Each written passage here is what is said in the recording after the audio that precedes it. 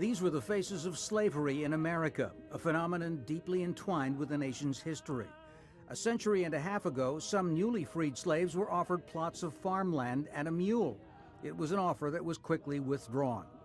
Ever since, there have been calls to compensate their descendants for the damage. When we come to Washington in this campaign, we're coming to get our check. Its advocates see reparations as a moral imperative.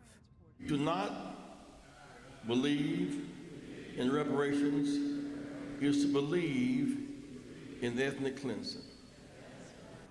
Yet recent opinion surveys show that white Americans overwhelmingly reject the idea of financial restitution, while support among black Americans has fallen. We've been conditioned to some extent to say, well, it's in the past, let's get over it. But I got to say that that's changing. And indeed, for the reparation struggle to be successful here or elsewhere, anywhere, we do have to believe it in ourselves. Daniels and others say the government and businesses that benefited from slavery should provide land and money to black institutions, but not to individuals. Here at the U.S. Capitol, which was built with slave labor, both houses of Congress have issued official apologies. But a proposal for a government commission to study reparations has never gone anywhere. A demand for reparations from Britain was rejected by Prime Minister David Cameron during his recent visit to Jamaica, its former colony.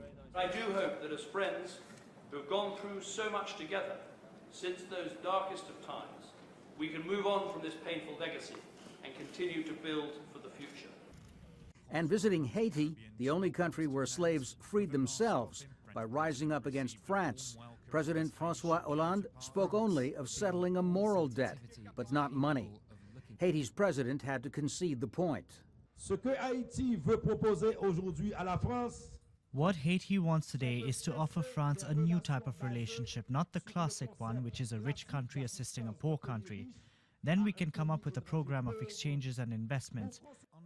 The best France has offered was forgiving Haiti's $77 million debt after its 2010 earthquake. But Haiti's own reparations to France, the 150 million gold francs that Haiti was forced to pay its former slave owners in the 19th century for their loss of property, that will not be given back. Tom Ackerman, Al Jazeera, Washington.